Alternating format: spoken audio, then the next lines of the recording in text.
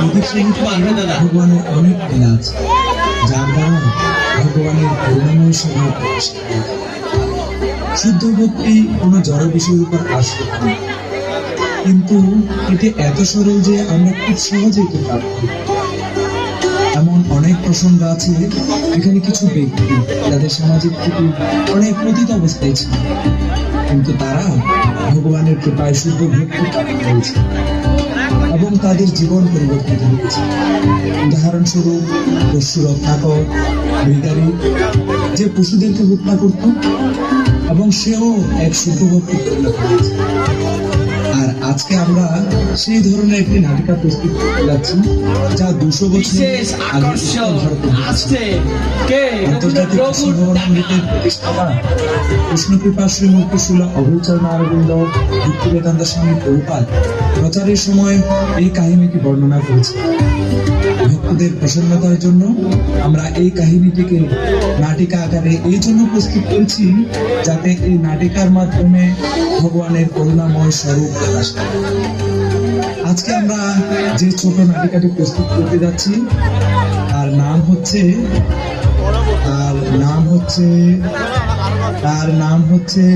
রঘু ডাকাত।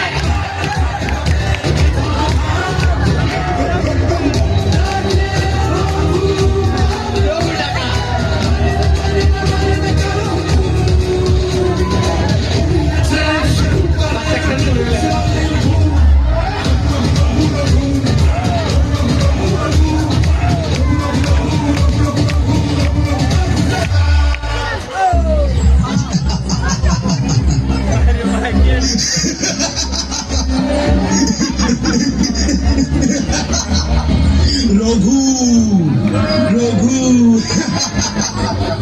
আমার নাম ডাকাত রঘু,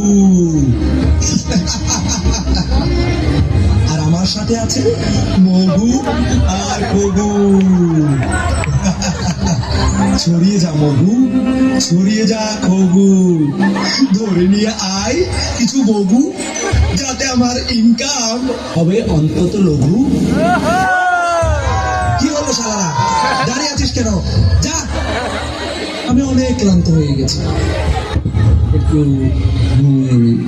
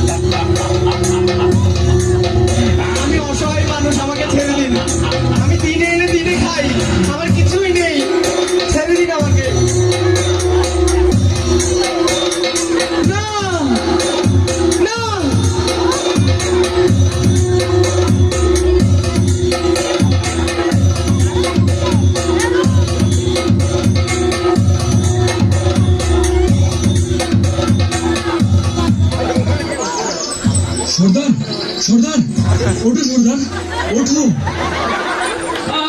সর্দার, নিষ্কর্মা কোথাকার, তুই আমার স্বপ্ন ভেঙে দিয়েছিস। সর্দার দেখো আমি কি এনেছি।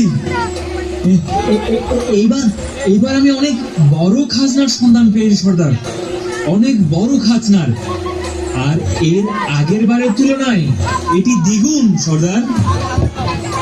কি সুন্দর স্বপ্ন ছিল। আচ্ছা, তোর মনে আছে আমি আমি স্বপ্ন দেখেছি আমার আমার অনেক সম্পত্তি হয়েছে, এতটাই যে এরপর থেকে আমাদের আর চুরি করার প্রয়োজনই হবে না।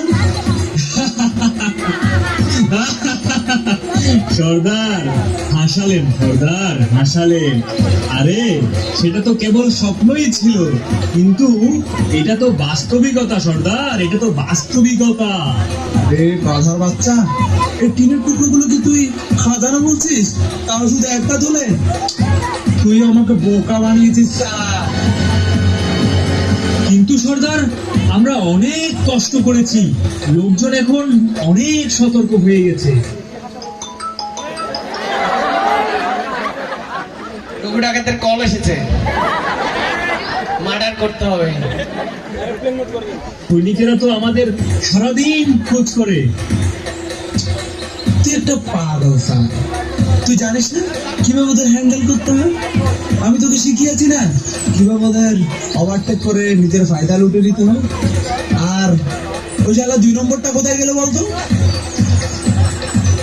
সর্দার, সর্দার, সৈনিকেরা তো আমাদের ঠিকানা পেয়ে গেছে, এখন ওরা আমাদের পেছন পেছন আসছে। সর্দার চলো, পালাও সর্দার, পালাও পালাও। তুই কোনো কাজের না শালা, যা এখান থেকে যা।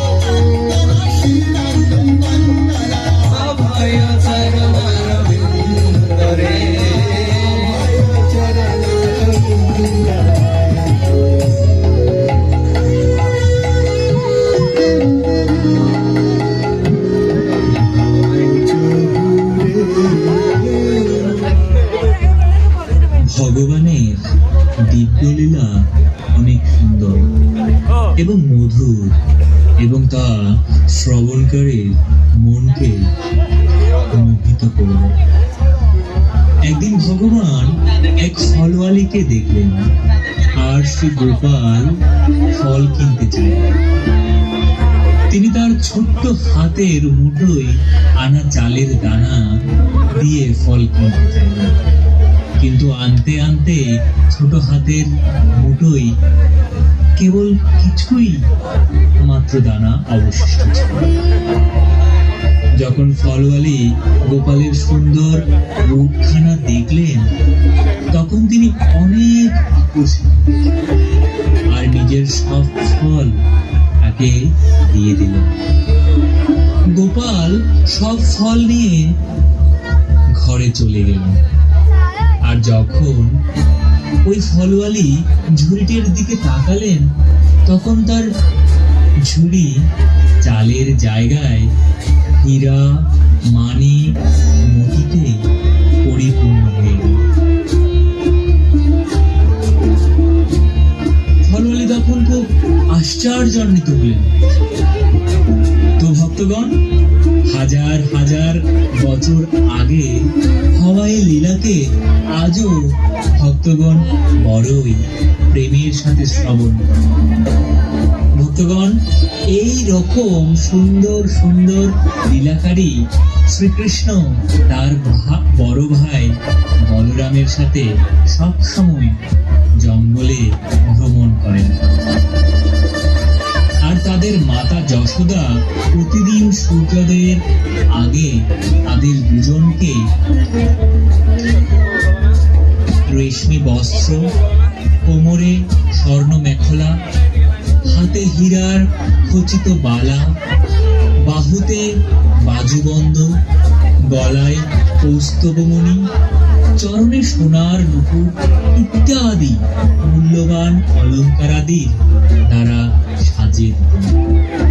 আর এই দুই ভাই তাদের বন্ধুদের সাথে বনে সুন্দর সুন্দর লীলা করতেন এবং ভ্রমণ করতেন। ঠিক আছে ভক্তগণ, আমি আজকে এখানে শ্রীকৃষ্ণ লীলার বিশ্রাম নিচ্ছি। জয় 108 বাবা কেবলানন্দ জি কি জয়। সর্দার, এই জায়গা আমাদের জন্য সুরক্ষিত নয়। আমরা আমাদের এখান থেকে চলে যাওয়া উচিত। সর্দার, চলো সর্দার। হ্যাঁ সর্দার, মগা ঠিকই বলেছে। চলো সর্দার, জঙ্গলে চলে যাই। মূর্খ তোরা শুনিসনি যারা দামি অলংকার পরেছিল? এটা আমাদের জন্য একটা খুব সুন্দর সুযোগ।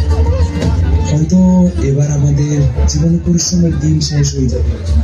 এবার যদি সফল হই না, তাহলে পুরো জীবনটা মাস্তি করে কাটাবো।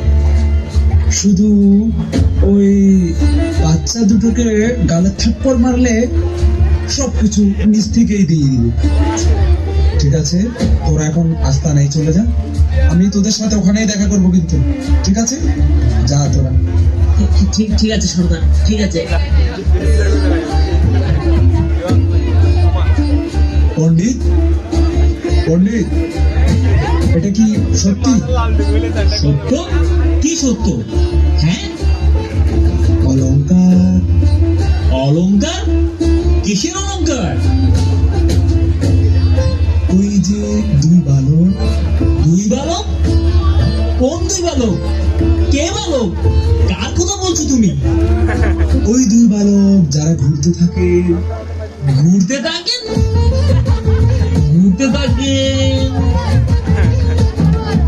ও ভাই, তুমি কাকে চাও? আর কে বা তুমি?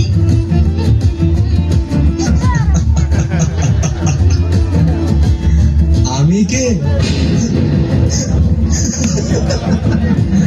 আমি রঘু ডাকা। আমার ওই সম্পত্তি চাই। কিন্তু কোন সম্পত্তি? মনে আছে কিছু সময় আগে তুমি বলেছিলে ওই দুই বালকের ব্যাপারে যারা দামি অলংকার পরেছিলেন?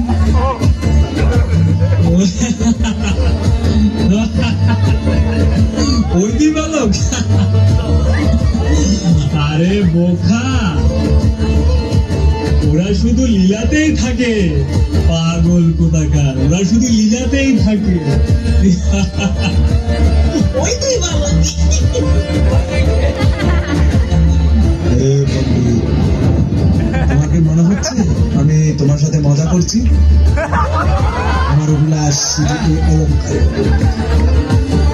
আমি জানি ওগুলো আমাদের দুজনের জন্য যথেষ্ট। সরো সরো। কিন্তু এটা তোমার জন্য অসম্ভব, কারণ এটা শুধু কাহিনীতেই। মূর্খ, এটা শুধু কাহিনীতে। এমন কিছুই নেই যা রঘু ডাকাতের জন্য অসম্ভব। তুমি আমাকে ওদের ব্যাপারে জানাও, নাহলে এই ছুরি তোমার প্যাটে ঢুকিয়ে দিব। ঠিক আছে, ঠিক আছে, রাগ করো না, ছেড়ে দাও। আমি বলছি ওই বালকের ব্যাপারেই জানতে চাও তো? ঠিক আছে, আচ্ছা, আমি বলছি। তো শোনো, তাদের চুল মধুর মনকে মোহিত করে দেওয়া, হাসি মুক্তর মতো উত্তাল, রত্নের মতো তাদের চোখ, যেন নিরন্তর প্রেমের বর্ষা। কি সুন্দর, অতি সুন্দর, অতি সুন্দর। এইসব ছাড়াও আমার কেবল ওই অলংকারের সাথে সম্পর্ক, শুধুমাত্র ওই অলংকারের সাথে। হ্যাঁ হ্যাঁ হ্যাঁ, কৃষ্ণ আর ওনার বড় ভাই বলরাম নিজ নিজের চরণ কমলে সোনার মুকুট, যার মধুর ধ্বনি যে কারো হৃদয়কে জড়িয়ে দেয়। ওর হাতের বালা, গলার কৌস্তবমণি, হীরার হার। ওই কৌস্তবমণির মতো মূল্যবান রত্ন তুমি আর কোথাও পাবে না, ডাকাত, কোথাও পাবে না। কি সুন্দর রূপ, কি সুন্দর, কি সুন্দর রূপ। এগুলো সব কি আসল? দেখো ভাই, এই জগতে এগুলোই আসল জিনিস, আর বাকি সব তো মায়া, কেবলই মায়া। আচ্ছা আচ্ছা, এগুলো দাম কেমন হলো বলো তো? পাগল, আরে ডাকাতের বাচ্চা, এগুলো অমূল্য, এগুলোর কোনো দাম হবে না। এগুলোর দাম সোনার কয়েনের থেকেও কোটি কোটি গুণ বেশি। আর হয়তো আমি তোমাকে যা বলছি তার থেকেও আরো বেশি হবে। এই বিশ্ব ব্রহ্মাণ্ডের সবকিছুই এর কাছে কিছুই নয়। আচ্ছা পণ্ডিত, এটা বলো তো, আমি এগুলো কোথায় পাবো? তুমি এগুলো পাবে না, ওরা শুধু লীলাতেই থাকে, তুমি কখনো পাবে না। ডাকাত, মিথ্যা বলো না পণ্ডিত, আমি তোমাকে কথা দিচ্ছি, এই মালের অর্ধেক অংশ আমি তোমাকে সহ দেবো। এবার বলো, এগুলো আমি কোথায় পাবো? ঠিক আছে, ঠিক আছে ডাকাত, তুমি উত্তর দিকে যাও, হাঁটতে থাকো, যতক্ষণ না তুমি এমন কোনো গ্রাম খুঁজে না পাও যেখানে বাচ্চারা খেলা করছে নদীর কিনারে কদম গাছের নিচে। সেখানে তুমি বড় একটা পাহাড় দেখবে, তুমি সেখানে একটা পাহাড় দেখবে যা বিভিন্ন রকম গাছে ভরা থাকবে। সেখানে গরুরা তাদের বাছুরদের সাথে ঘাস খাবে, আর পাখিদের কলরব তোমার মনকে শান্ত করে দেবে। সেখানে তুমি এই বালকদের দেখতে পাবে। ঠিক আছে, ঠিক আছে, ঠিক আছে, ঠিক আছে, ঠিক আছে। যখনই আমি ওই খাজানা পেয়ে যাব, আমি আবার ফিরে আসবো। হ্যাঁ হ্যাঁ, আমি ফিরে আসবো। আমার ভাগ দেওয়ার জন্য ফিরে আসবো আমি। আরে যা যা, তুই মুখ দিয়ে যা আর পিঠ দিয়ে ফিরে আসবি না। যা যা, ছাগলের বাচ্চা। বাহ পণ্ডিত মশাই, বাহ, সমারোহের কথা খুবই সুন্দর ছিল, খুবই সুন্দর। খুব সুন্দর ছিল। আরে ভাই, কথা তো সুন্দরই ছিল, কিন্তু ওই ওই গাধার বাচ্চাটা ওদের খুঁজতে চায়, ওদের সম্পত্তি চুরি করতে চায়। গাধা কোথা। আপনি কার কথা বলছেন? আরে ওই রঘু ডাকাত, ও আমাকে ধমক দিয়েছিল, তাই আমি ওকে ভুল রাস্তা দেখিয়ে দিয়েছি। ও পণ্ডিত, পণ্ডিত, পণ্ডিত, ওদের নামগুলো কি ছিল জানো? ওদের নাম আমি আমি তো ভুলে গেছি। ও ও ও ও, আচ্ছা আচ্ছা, ছোটটা বড়টা না, বড়টা কৃষ্ণ, আর না না না না, ছোটটা কৃষ্ণ আর বড়টা বলরাম। ঠিক বলেছি তো ভাই? হ্যাঁ পণ্ডিত, হ্যাঁ ঠিক বলেছেন, ঠিক বলেছেন। ওই ছোটটা কৃষ্ণ আর বড়টা বলরাম। আচ্ছা পণ্ডিত, কৃষ্ণ ছোট আর বলরাম বড়, নীল কাপড় আর হলুদ কাপড়, হ্যাঁ তাই না? আরে হ্যাঁ হ্যাঁ, এখন যা এখান থেকে, যা।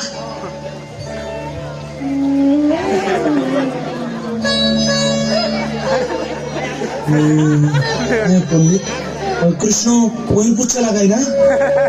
আরে হ্যাঁ হ্যাঁ, সব দামি কই না তো না? আরে যা মূর্খ, যা। আমি আমি আমি আবার ফিরে আসবো পণ্ডিত, আমি আবার ফিরে আসবো পণ্ডিত, আমি আবার ফিরে আসবো, পণ্ডিত। আরে যা এখান থেকে, ফিরে আসবি না। আলা, আমার মাথা খাওয়ার জন্য মূর্খ পর্যাপ্ত টাকা।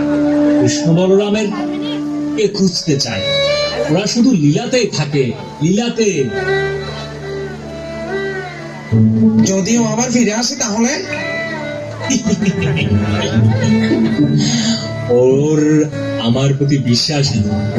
আর যদি কালকে এসেও যায় তাহলে আমি ওকে আবার ভুল রাস্তা দেখিয়ে দিব। তাহলে ওর দুই এক দিন তো লাগবেই, ততক্ষণে আমি গ্রামে চলে যাব।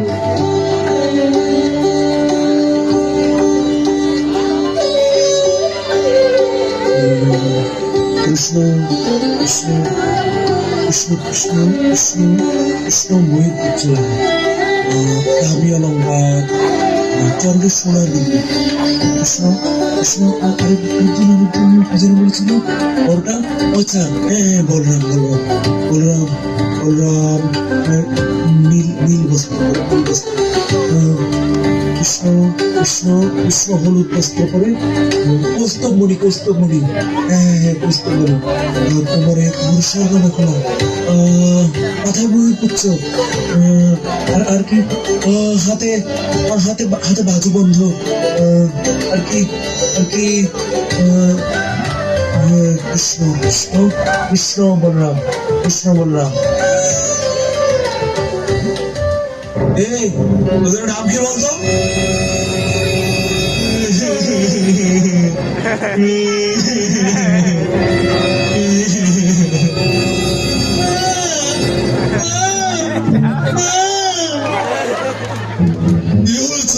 সন্ধ্যা শুধু দুষ্টুমি দেখি ভগবান যাই পঞ্চায়েত প্রধানকে দিয়ে পিঠা দিয়েছি। পঞ্চায়েত মশাই কোথায় আপনি? পঞ্চায়েত মশাই ডাকাত দেখুন না। কে বাবু তুমি? রাগ করো না বাবু, কি চাও তুমি? আর এখানে কেন বা এসেছো? তুমি কি কাউকে খুঁজছো? আমি কি তোমাকে সাহায্য করতে পারি? হ্যাঁ হ্যাঁ আমি দুটো গোয়ালার বাচ্চা পেয়েছি। গোয়ালার বাচ্চা? তাও আবার এ গ্রামে? হ্যাঁ হ্যাঁ এই গ্রাম থেকে। এটাই তো সেই গ্রাম যেখানে নদী আছে, বিভিন্ন রকমের ক্ষেত আছে, বাছুর সহ গাভী আছে। এটাই এটাই সেই স্থান। আমি আমি সঠিক জায়গায় এসেছি। এই সেই গ্রাম যেটার ব্যাপারে ওই পণ্ডিত আমাকে বলেছিল। আগে ক্ষমা করবে, কিন্তু আমি কি জানতে পারি বাচ্চা দুটো কেমন? বাচ্চা দুটো একজন নীল রঙের আর একজন সাদা রঙের। একজন একজন হলুদ ধুতি পরে আর একজন একজন নীল ধুতি।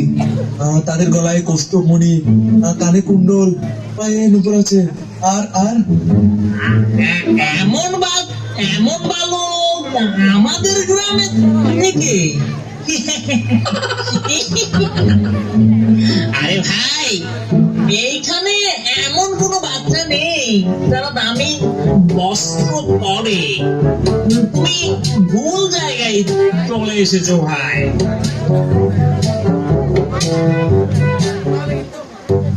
না না না না না, এটা এটা এটা কখনো হতে পারে না। পণ্ডিত আমাকে মিথ্যা কথা বলতে পারে না। ও যা বলেছে সব এখানে আছে, সব এখানে। তুমি কি নিশ্চিত যেখানে এমন কোনো বাচ্চা নেই? পঞ্চায়েত পঞ্চায়েত পঞ্চায়েত পঞ্চায়েত তুমি কোথায়? কোথায় পঞ্চায়েত? পঞ্চায়েত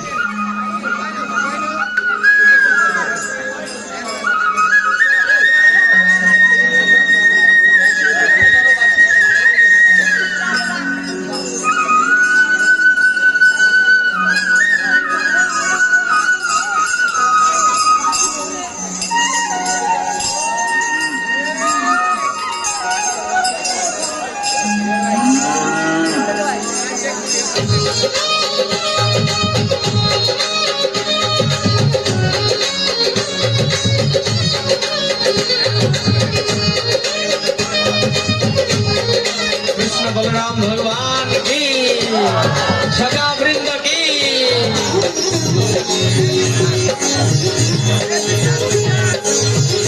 श्री वृंदावन धाम की।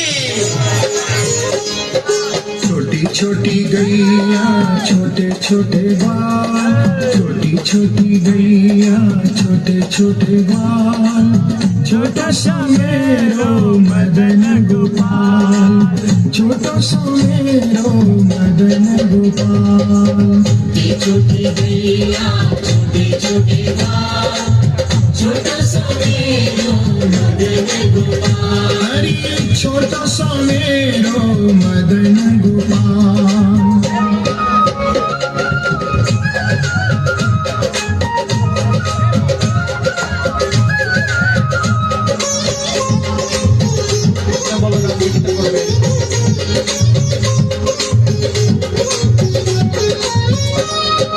आगे आगे गैया पीछे पीछे ग्वाल, आगे आगे गैया पीछे पीछे ग्वाल, आगे आगे गैया पीछे पीछे ग्वाल, आगे आगे गैया पीछे पीछे ग्वाल।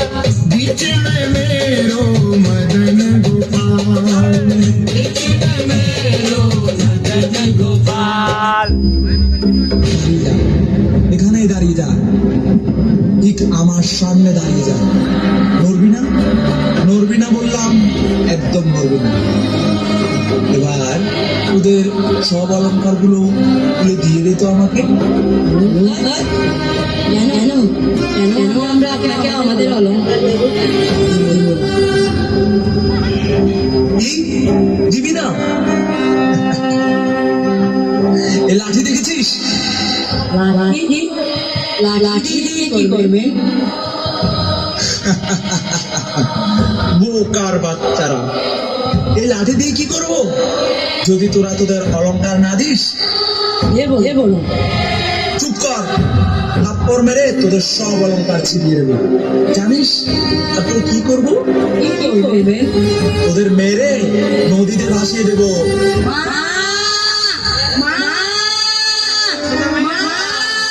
চুপ কর, চুপ কর, চুপ কর বলছি, একদম চুপ কর।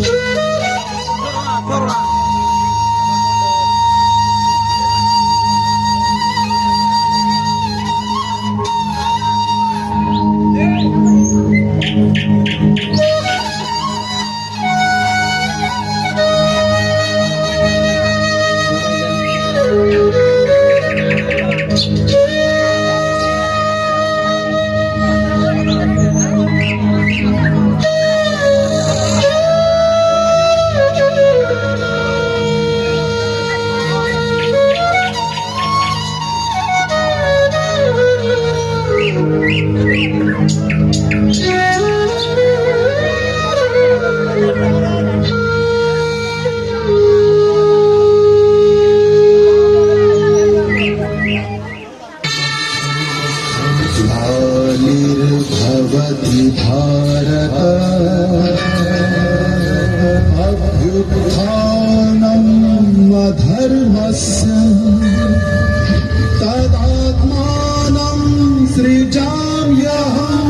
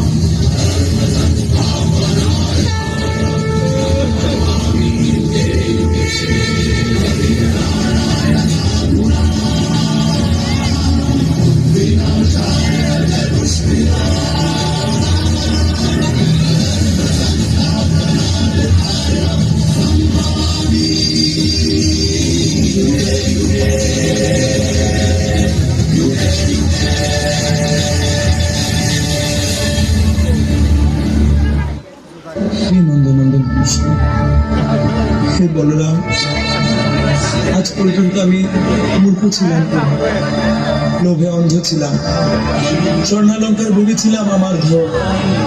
কিন্তু আপনাদের দিব্য স্পর্শে বুঝেছি যে সত্যিকার ধন তো আপনারা নিজেই। হে প্রভু, আমার এই পাপী হৃদয়কে পবিত্র করে দিন, আমার ভ্রান্ত পথকে শুদ্ধ করে পরিচালিত করুন প্রভু। আমার মনে আর কোনো স্বর্ণ অলঙ্কারের আকাঙ্ক্ষা নেই প্রভু। আপনাদের স্নেহভরা দৃষ্টি সেটাই আমার সর্বশ্রেষ্ঠ রত্ন প্রভু, সর্বশ্রেষ্ঠ রত্ন, সর্বশ্রেষ্ঠ রত্ন প্রভু।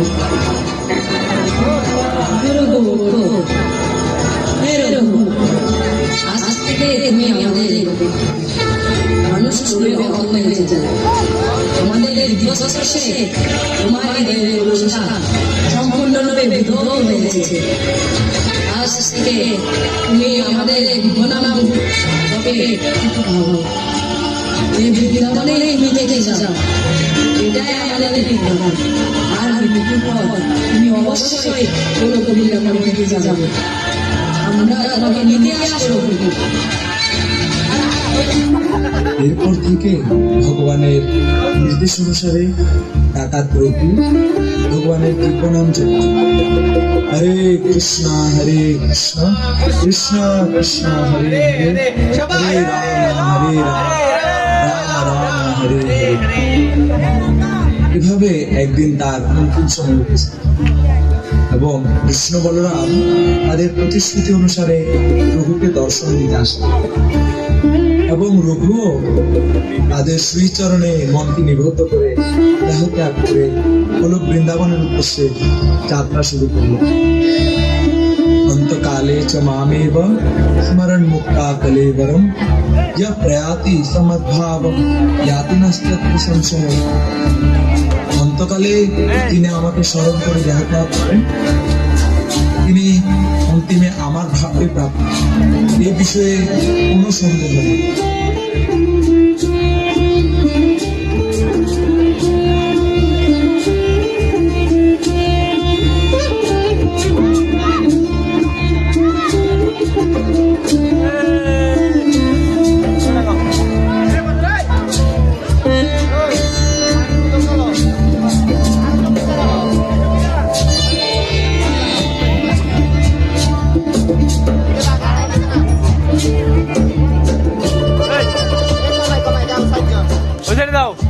হরি বল।